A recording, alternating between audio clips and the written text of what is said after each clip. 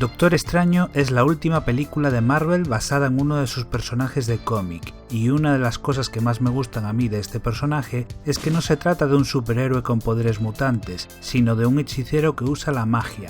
Pero al margen de todo esto, lo que muy pocos conocen es la relación existente entre Doctor Extraño y los juegos de rol, concretamente con el primer juego de rol de la historia, la primera edición de Dungeons & Dragons.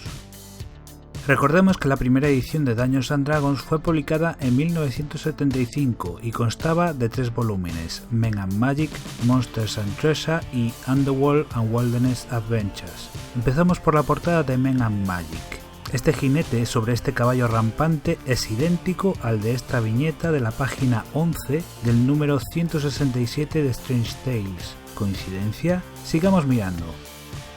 En la página 16 de Men and Magic nos encontramos con esta representación de un bárbaro, pero en realidad se trata de Nick Fury, agente de S.H.I.E.L.D., que ha cambiado su pistola por una espada. Hay que ver lo que tiene que hacer un agente de S.H.I.E.L.D. para infiltrarse.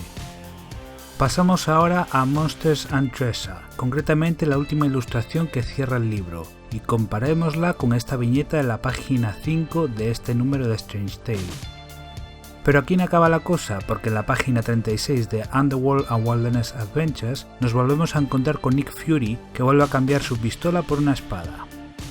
Por supuesto, con este vídeo no pretendo acusar a Gygax y Anderson de copiarse de Strange Tales. En el mundo de la ilustración es normal tomar referencias y las viñetas de los cómics nos aportan muy buenas referencias para poses de acción. Yo mismo admito haber tomado como referencias algunas ilustraciones del genial Elmore, pero siempre es interesante descubrir en qué se inspiraron los creadores de Dungeons & Dragons para ilustrar el primer juego de rol de la historia. De todos modos, te invito a que comentes en la caja de comentarios qué te parece esta coincidencia.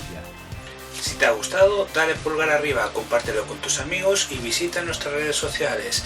También te recomiendo otro vídeo que quizá te interese y te animo a que te suscribas pinchando en el logo del canal. Nosotros nos vemos en el próximo vídeo.